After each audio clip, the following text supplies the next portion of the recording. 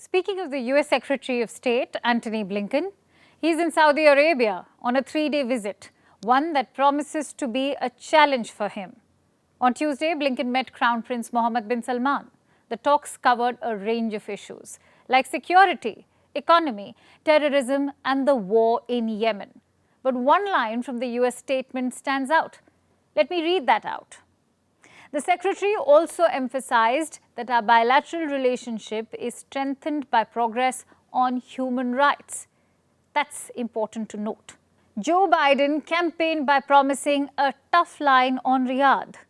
He vowed to make Saudi Arabia a pariah state, but 3 years later, he's backtracking. There are 3 reasons why. 1, he needs Saudi support to control oil prices. This weekend, the kingdom slashed supply by 1 million barrels. It's not good news for American inflation. 2, he needs to contain Chinese influence. Saudi Arabia has been cozying up to China. They even let Beijing broker a normalization deal with Iran. So what does Biden do? He tries to mend fences with Riyadh. And number 3, he needs Saudi Arabia to recognize Israel. Symbolically, it would mean a coup for Biden. But politically too, it's important. An axis between Israel and Arab states will be a bulwark against Iran. It would extend American influence. The only question is, will MBS play along? The truth is, he's spoilt for choice. He's got China in his corner. He's got Russia working with him in OPEC+. And now the US is courting him. So what does he do? Right now, it looks like he's not picking any side. Just think back to the last century. West Asia was a pawn in great power rivalries. And what did they get in return? War and instability. So now there seems to be a realization, an understanding that regional issues must be solved regionally. There's no point betting on big powers. Look at all the recent events. Iran has reopened its embassy in Saudi Arabia. It was closed 7 years ago in 2016. Since then, Riyadh and Tehran were locked in a Cold War.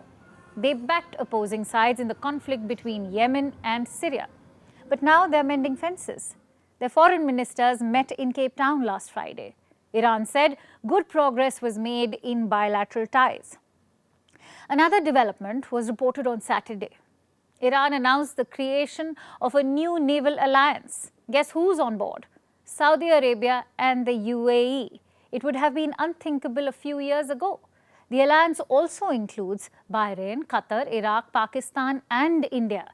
We don't know what shape it will take, but Iran says the objective is regional security. The timing of this decision is important. Just days ago, the UAE walked out of a US-led maritime coalition. So the message is loud and clear. America's space and authority in West Asia is shrinking. What does that mean for the region? Also for stakeholders like India? Well, shrinking doesn't mean disappearing.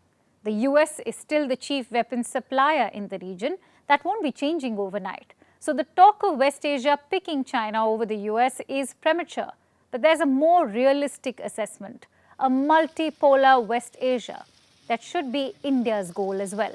If West Asia becomes beholden to China, it's not good news. Much of India's energy comes from there.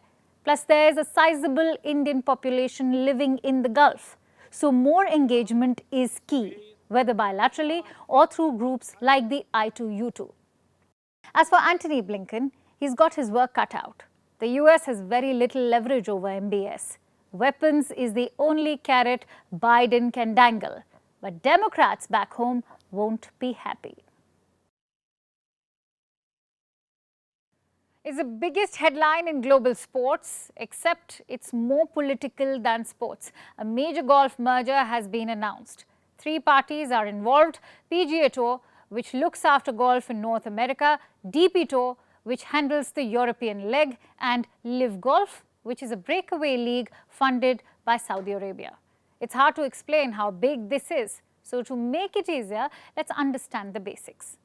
PGA Tour was the top dog in golf. They organized most of the big events. They also had contracts with all major golfers. But one important side note, PGA is not a commercial entity. It is a non-profit organization. Last year, a new entity entered this world, LIV Golf. It is funded by the PIF, or the Public Investment Fund. The PIF is Saudi Arabia's sovereign fund, so deep pockets. In 2022, they offered lucrative contracts to PGA golfers. We're talking millions of dollars. A lot of them left PGA and began playing for LIV Golf, like Dustin Johnson, Cameron Smith and Phil Mickelson. But as always, the empire struck back. PGA sued players who violated their contract. Some big names also came out in support. None bigger than these two, Tiger Woods and Rory McIlroy. LIV Golf offered Tiger Woods $800 million, but he said no. McIlroy got a $400 million offer, but he too rejected. There were two main reasons behind their decision. One was the legacy of golf. The Saudi League had new styles of play. It wasn't the true essence of golf. And two, the Saudi stigma. The PIF and Saudi Arabia are one and the same. Not everyone wanted such an association. They refused to be part of the sports washing. But cut to Tuesday, all that went down the drain. Apparently, PGA and LIV Golf had been talking for a while. The new plan is to merge and create a new entity. It won't be non-profit. It will be purely commercial. The PIF is also promising to invest billions of dollars into this new entity. I know everyone is calling it a merger, and on paper it is. But for all practical purposes, this is a hostile takeover. Saudi Arabia will now run golf. It's not a proud moment for PGA chief Jay Monahan. He had promised to fight LIV Golf in 2022.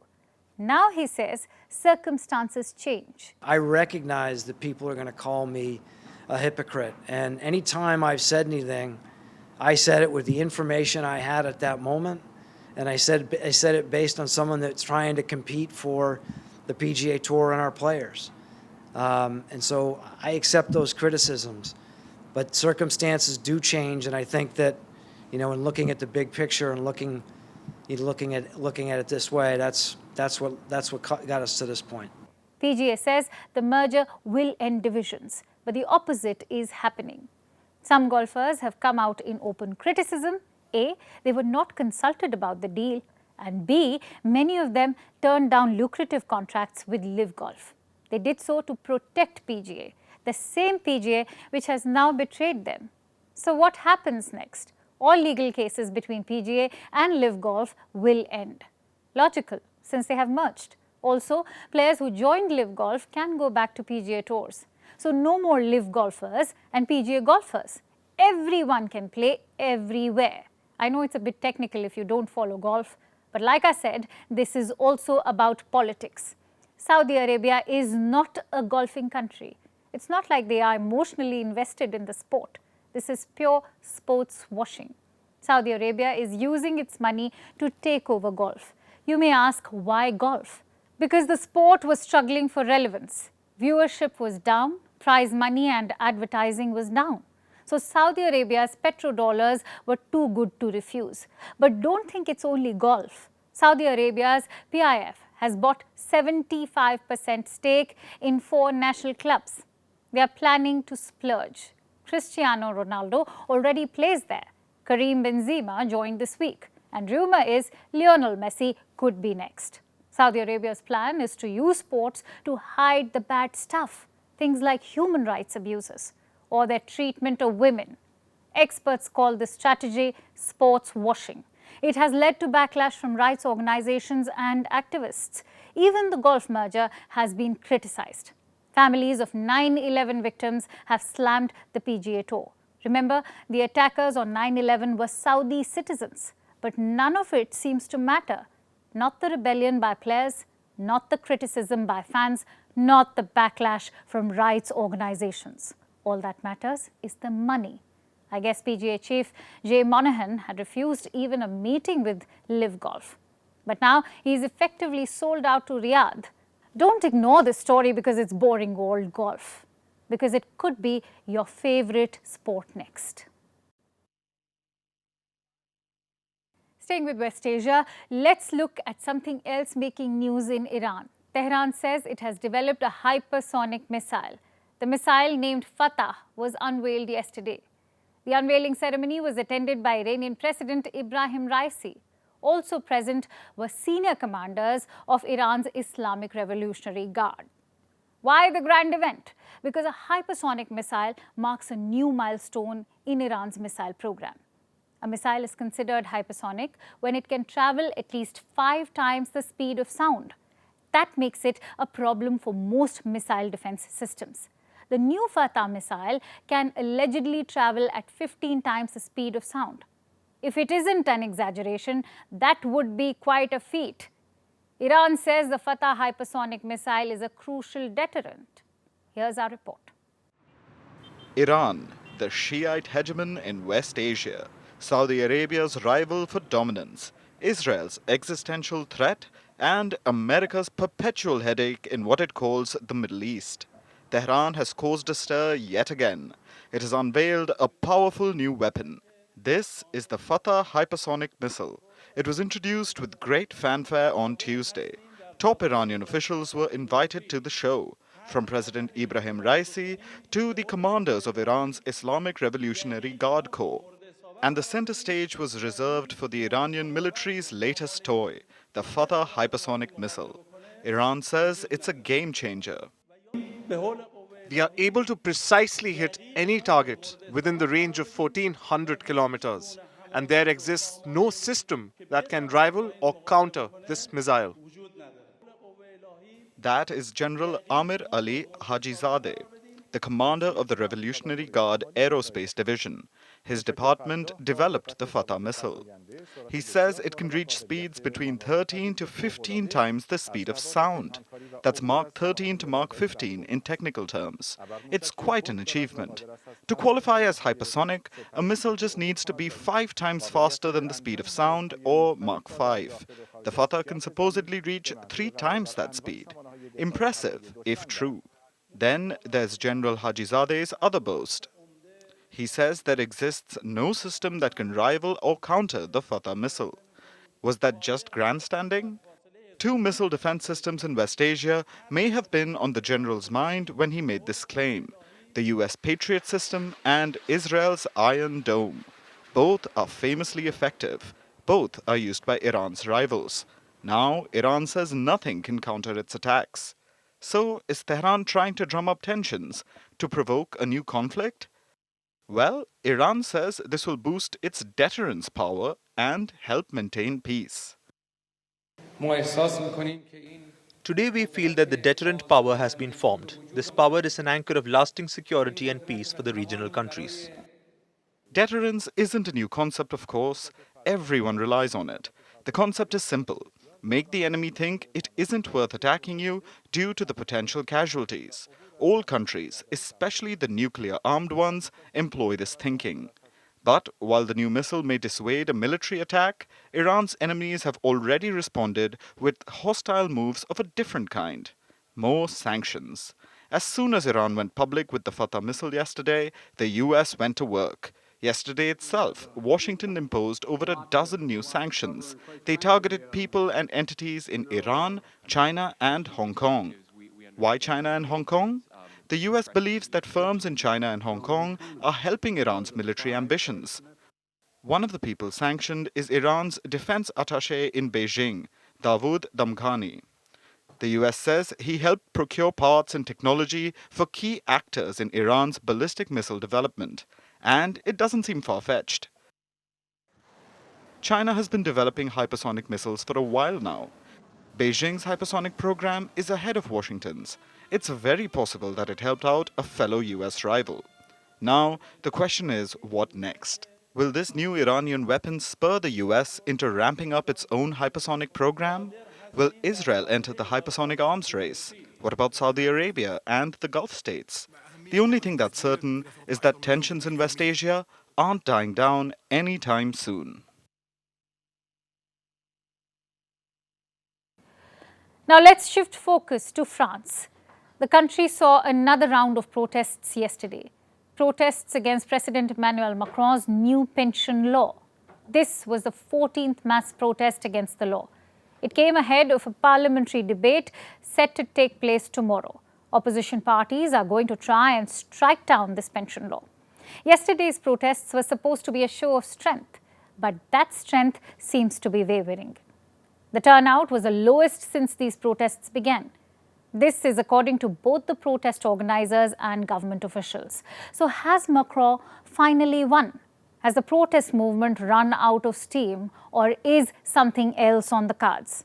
Here's our report. Thousands of people took to the streets of Paris once again. This time too, they were protesting against France's new pension law. Like in previous protests, things were set on fire. Clashes took place with the French police, while police resorted to tear gas to disperse the protesters. Some remained defiant. We must not give up. We must demonstrate, because if we give up, at the moment the government does everything and anything. They're going to pass laws and then they'll say, yes, there's nothing more to be done. Yes, they've already voted. What's to be done? And like that, we're going to let things slide. No, we have a right. We have to demonstrate. We always have to demand. You have to see things through to the end. President Emmanuel Macron has raised the French retirement age from 62 to 64 years. He said it was necessary that the French treasury could not support the growing pension costs. But the people weren't on board. Because of his new law, Macron has been under pressure for months. People have accused him of ramming the law through without following due process, which is true. He used an emergency measure to pass the law when he saw Parliament would not agree. This was in April. The autocratic move had enraged the French public. The reform has passed, but it still hasn't been accepted by the people. It never has, nor by the parliament. There was a vote aiming to block it, but it didn't succeed.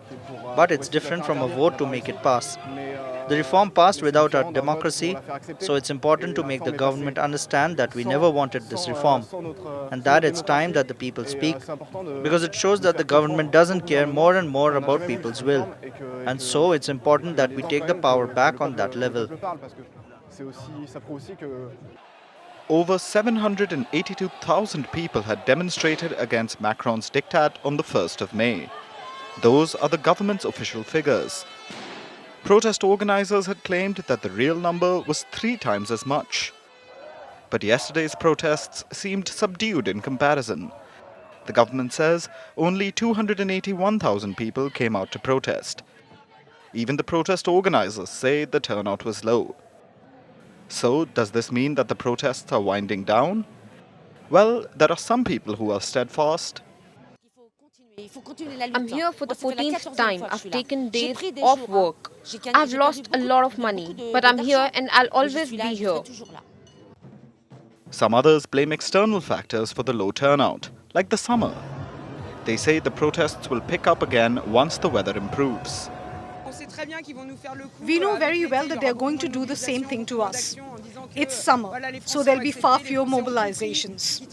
We're getting ready to organize ourselves for the autumn. Some seem more pessimistic, especially about tomorrow's parliamentary motion. The reform has passed, but it still hasn't been accepted by the people. It never has, nor by the parliament. There was a vote aiming to block it, but it didn't succeed. But it's different from a vote to make it pass. The reform passed without our democracy, so it's important to make the government understand that we never wanted this reform, and that it's time that the people speak, because it shows that the government doesn't care more and more about people's will. And so it's important that we take the power back on that level. The opposition has sponsored a motion to cancel the minimum pension age increase. They will try and repeal Macron's pension law. But it's unlikely that they'll succeed. Why? Because of a catch. Lawmakers cannot pass legislation that weighs on public finances without measures to offset those costs.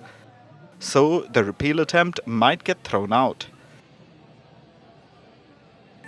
But the motion and the protests on the street will succeed in one thing: reminding Macron that the road ahead will continue to be rough. Let's talk about Memphis. This is a city in the US, and these days one of its busiest places is not a cafe or a monument. It is an impound lot where tow truck drivers wait for hours on end as they make one drop-off after another. And victims too have to wait, but for days or even weeks, to get their stolen cars back.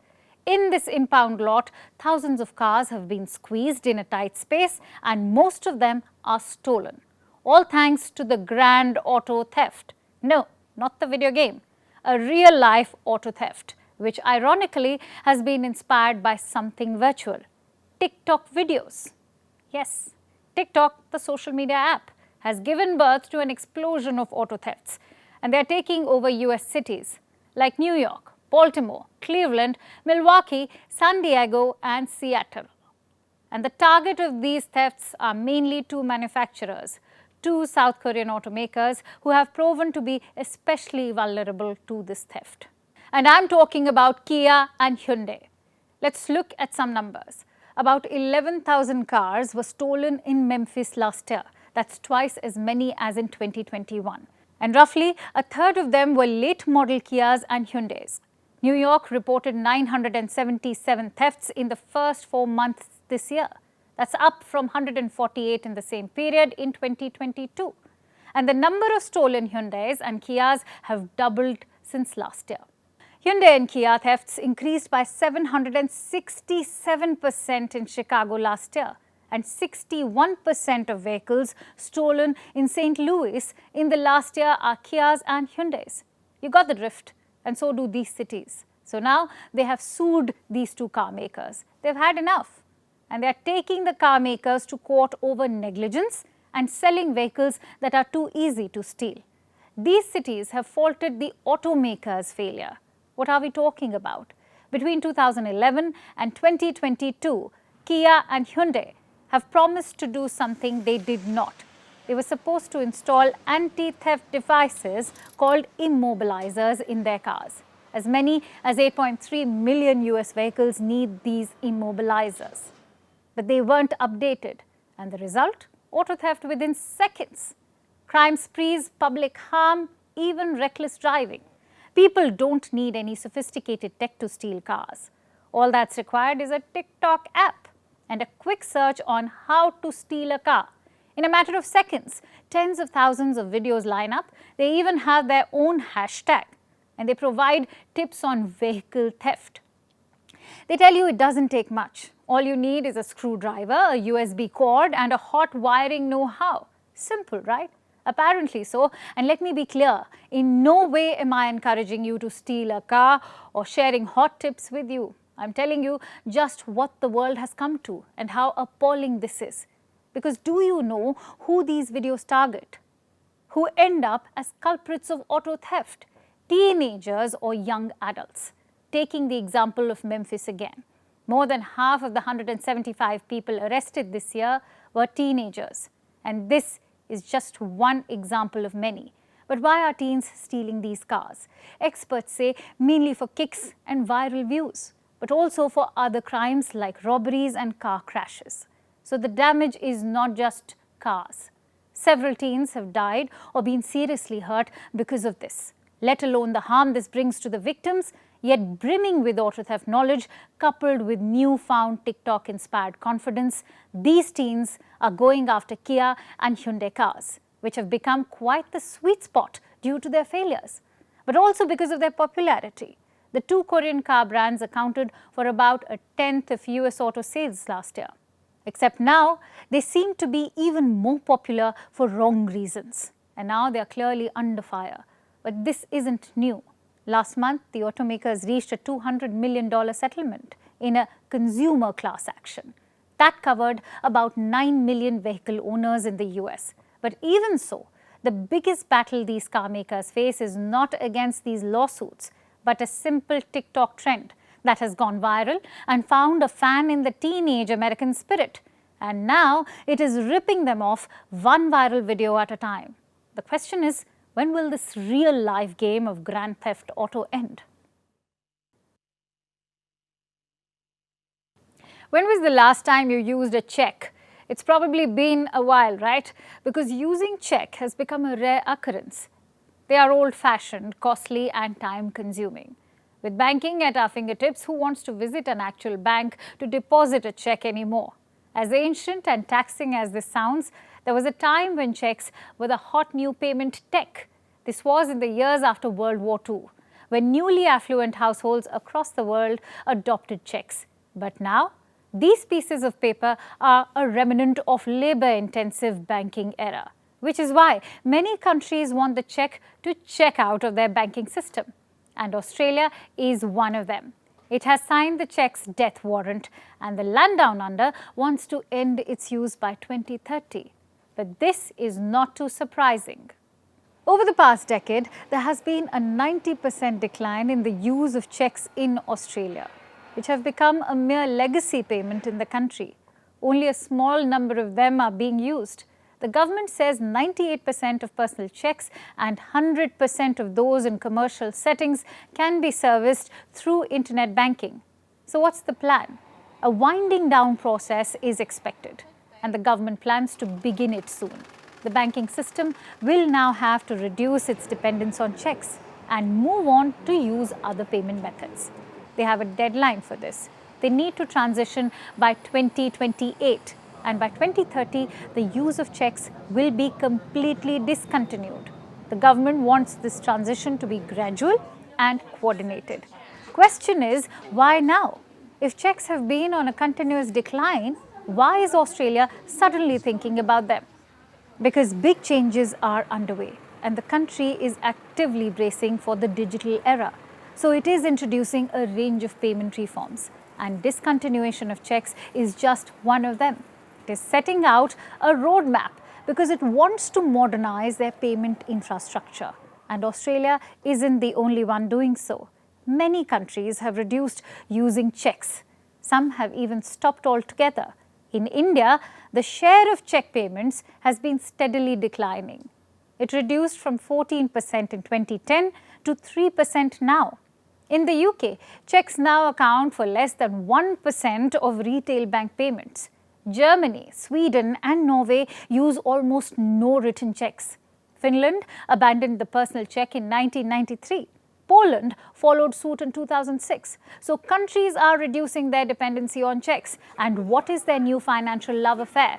Digital payments. More and more countries are transitioning to digital money transfers, depending on contactless, real-time payments. 2/3 of adults worldwide now make or receive a digital payment, whose share in developing economies grew from 35% in 2014 to 57% in 2021. And this change was further spurred by the pandemic, which increased the use of digital payments, especially in low and middle income economies, where over 40% of adults made online payments for the first time since the start of the pandemic. In India, more than 80 million adults made their first digital merchant payment after the start of the pandemic, while in China, over 100 million adults did. So everyone seems to be moving on to greener, faster, more real-time pastures. But let's remember that cheques aren't without their advantages. Many corporate bodies still want to use them. They believe the process of clearing cheques deters cyber criminals. Many small businesses too depend on cheques. So do people who aren't adept to online payments. But as useful or emotional as this sounds, the times are changing. More countries are looking to digital payments, and maybe soon it will be time for cheques to check out. And now it's time for Vantage shots, images that tell the story. Norway, Finland and Sweden are holding joint military drills. It is called the Arctic Challenge 23. Personnel from 14 countries and about 150 aircraft are participating. In the United States, 2 chimneys were downed in Pennsylvania. Their operation was halted in April 2022. And in UK, tiger cubs went swimming for the first time in a London zoo.